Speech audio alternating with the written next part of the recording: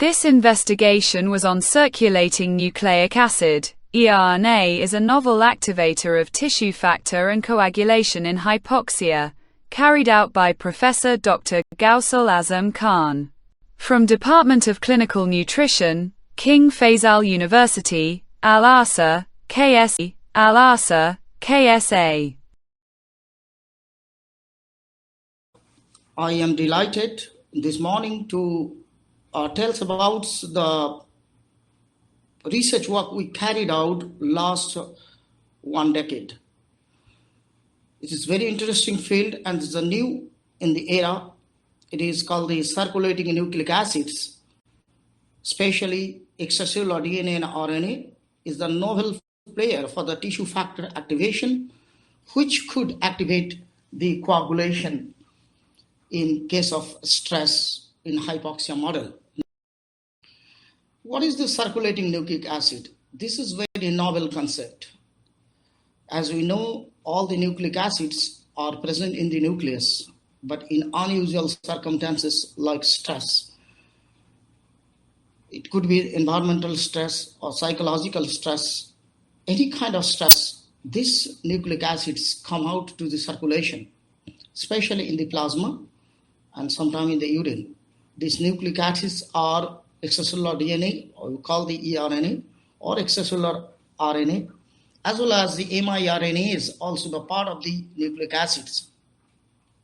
These are very small, tiny fragment of the nucleic acid as it is come out through the necrosis, and then it will be chopped by RNAs and DNAs. It's usually 10 to 20 or 20 to 30 base pair a small fragment. These can activate several pathways of the immune system. It could be toll-like receptor mediated pathway, NOR-like receptor pathway, or inflammasome. These also part of called the sterile inflammation, which is non-bacterial, non-viral induced inflammation, as you see, and they can activate the toll-like receptors. So the new concept is these also called the DAMP, damage associated molecular pattern molecules. How this extracellular DNA RNA activate the tissue factor and the thrombosis. You know how these molecules are come out in the blood. It's mainly through the necroptosis or apoptosis or lysosomal degradation or secretion. It could be through the cell death, or it could be active secretion through the netosis. What is the netosis? Neutrophil generally throw out their nucleic acid material in the blood. Similarly, another concept is coming out recent days. It's called mitosis. So macrophage also throwing out their the nucleic acid in the blood. That is called the mitosis. These are the main reason we can see the circulating nucleic acid in the blood, and we detected these nucleic acids through the assay in different disease, even the cancer. You can find in the diabetes, you can find this kind of molecule, even the hypertension and all sort of cardiovascular complications. Now, coming to how this is going to activate the blood coagulation. You know the blood coagulation has an intrinsic and extrinsic pathway. In the extrinsic pathway, tissue factor is the one of the essential molecule which could activate the extrinsic pathway, leading to fibrin formation. That is the clot or microthrombi. That is the main reason we never, as of today, no one knows how we are going to control, or there is no pharmacological agent which could modulate the tissue factor activity and prevent the thrombosis. Earlier in 2011, D.D. Wagner, he first time showed there is a bacteria and virus, they could activate the thrombosis. This is the model they first showed, that through the inflammation could activate the thrombosis. But how, without bacterial viral infection, there is inflammation that is called we call the sterile inflammation. That also having the similar kind of mechanism, which is follow the tissue factor activation leading to thrombus formation. what we showed in our next slide. This is the typical scheme we presented, how sterile inflammatory molecules, especially the circulating nucleic acid, activate the cardiovascular diseases. Like it could work through the TLR, toll-like receptor. It could activate the NLR, non-like receptor. It could activate the inflammasome. All the signaling coming to cardiovascular disease, thrombosis, and heart failure. Here we only concern, or we only showed the only one pathway through the limitation. It is only the toll-like receptors. As you know, the toll-like receptors in human is there is a 1 to 13 subunits, and we just work on the 1 or 2, toll 2, toll 3, and toll 4. We had a model, the stress, that is the hypoxic model of the stress. So hypoxia is the oxygen deprivation in our blood. It could be systemic, it could be local. So, and it is mainly happen through the stress. So first here we use the animal model, and we put the animal in a stress chamber, and we look at whether the tissue factor activity and their procoagulant activity is what is the changing. Here, if you look at the data, the tissue factor activity is changing, increasing with the time, and also the tissue factor procoagulant activity also increase in time dependently. We also showed the immunofluorescence of the control versus hypoxic lung, and we look at their co-localization of the tissue factor in their lung microvascular endothelial layer. Here is the green. And also we look at the microparticle assay in the D. Microparticle is the package form of tissue factor. Tissue factor remain in the vesicular form. It is inactive form. Unless until the microparticle activate, it never come out in the system and it is be activated. So we look the microparticle activity is also been going up time dependently. We also look at whether this is related, this is activated through the toll 3. Yes, we use the two different approach. One is pharmacological approach as well as genetic approach. In the pharmacological approach, we use as a activator toll 3 is the poly-IC, and use the toll 3 agonist or antagonic molecular antibody. So in this experiment, if you look at and we measure the the fibrinogen activity, PT, APTT, factor 7, factor 10 activity. These are the procoagulant activity. If you look at the data, tissue factor, even all the procoagulant activity will be increased significantly with the hypoxia as well as the poly-IC, the activator of the toll 3. But pre-treatment of the toll 3 antibody, and as well as that is another data, the silencing of the toll 3, substantially and significantly decrease all the activity. It's already been published. And we come out a schematic diagram that hypoxia activate toll 3 activate the ARC further activate the AP1, this transcription factor, which has a local binding site in the tissue factor leading to coagulation. Now, one of the important factor of the activation of the tissue factor, which is remain in the platelet, inside the platelet or endothelial cells, unless until these cells could be activated or it could be adhered to the endothelial surface through the GP2, 3V alpha, it's integrins, it's never been activated. So we try to look at whether this what's called the CAM adhesion molecules could be overexpressed and leading to adhere in the endothelial surface. Yes, we use the both approach, the pharmacological as well as the genetic approach, and both approach we did the flow cytometry as well as the Western blot and as well as the adhesion assay. If you look at here, the first panel, is a significantly inhibited acute hypoxia-induced CAM expression, as well as if in the D, if you look at the adhesion, also is substantially or significantly diminished. And also, if you look at the expression in the Western blot in C, it's also been diminished. So it suggests that adhesion is a prerequisite stage of the tissue factor release or activation. It's been mediated through Toll-3. The same thing we had done in the through the genetic analysis, genetic silencing. Here we studied the same phenomena, and we found that the extrapolation of the pharmacological data. So it suggests, so it's adhesion and CAM expression, which leading to tissue factor activation is mediated to Toll-3. Now, same thing, though main problem started in the lung. Lung is the key of the, all the thrombotic disorder, the pulmonary embolism.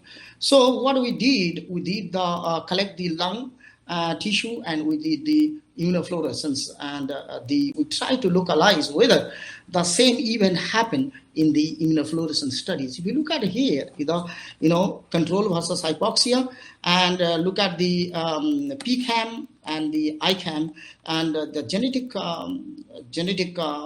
silencing of the TLR3 is substantially or significantly decrease the panel from the 3, substantial decrease the the Toll-3 expression. So it clearly suggests our earlier data also. Now, whether this is happened through the eRNA or eDNA, or so we never had we had a data we showed in the to distinguish. This is not the Toll activation through the DNA, it is mainly through the eRNA.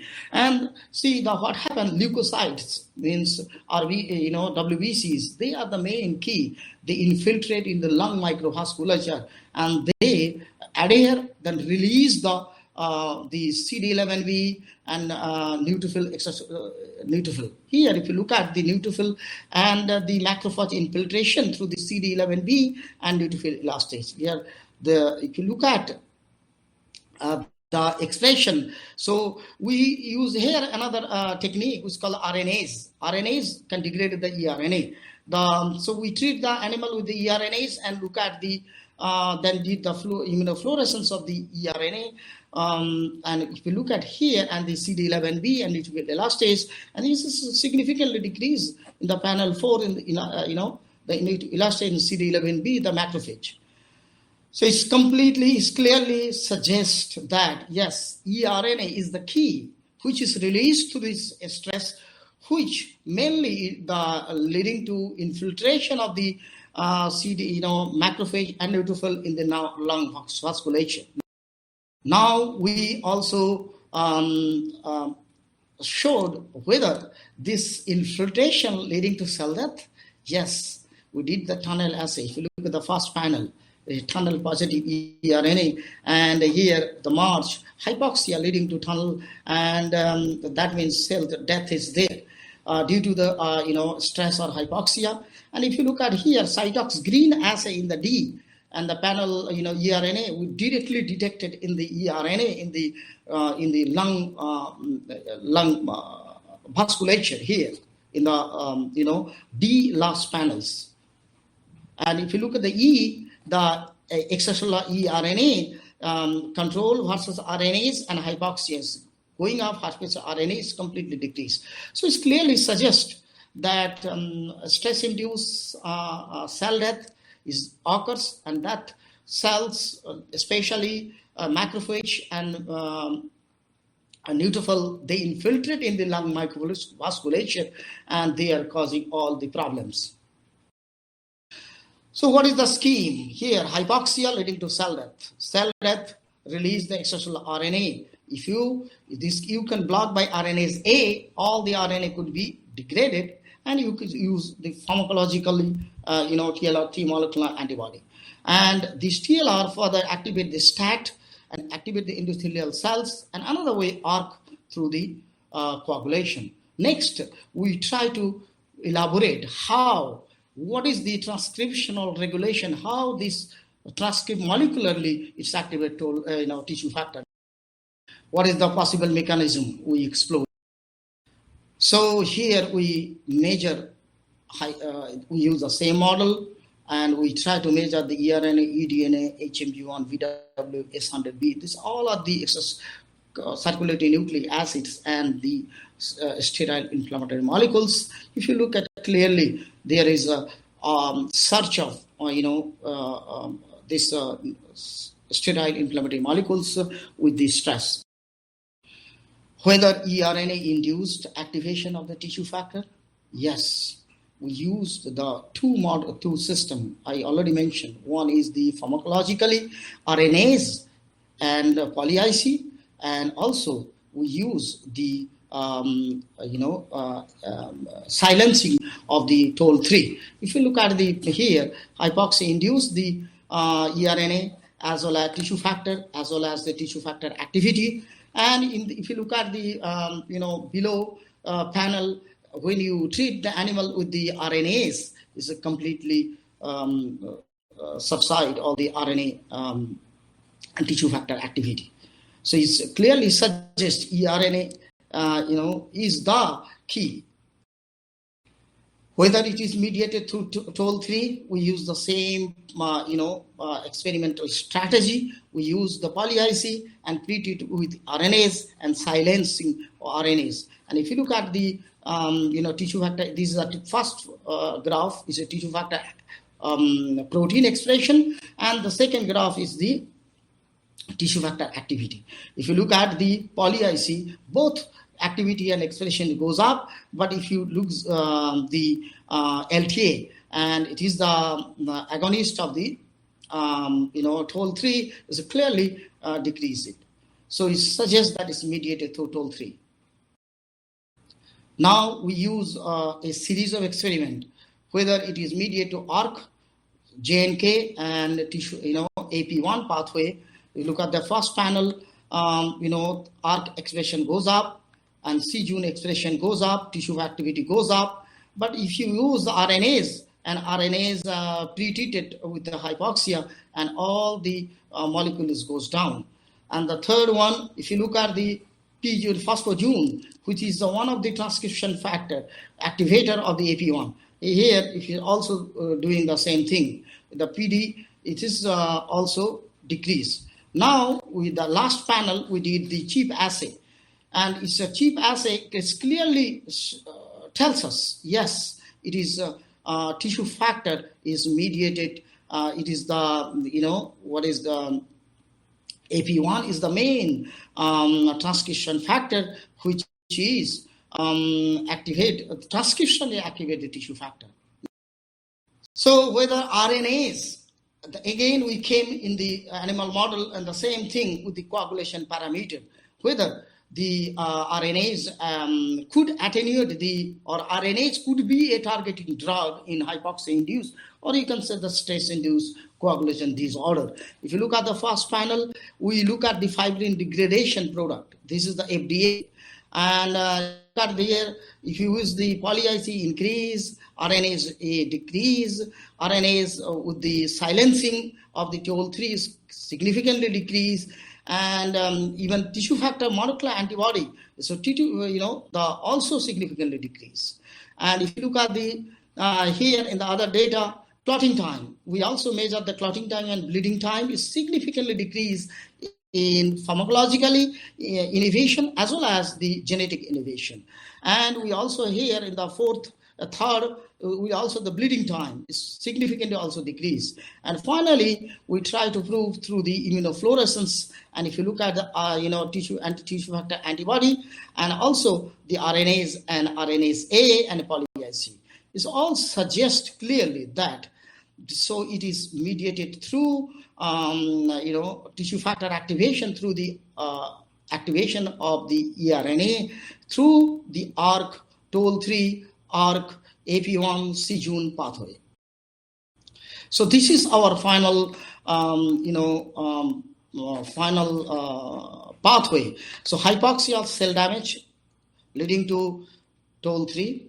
Toll-3, it activate the coagulation through the ARC AP1 tissue factor, and another I mentioned here, it is through the caspase and the leukocyte infiltration and activation, and also trophs myocardial injury. We also showed it's not only this event happened in this thrombosis, also leading to heart failure. We will, in the future we will discuss it.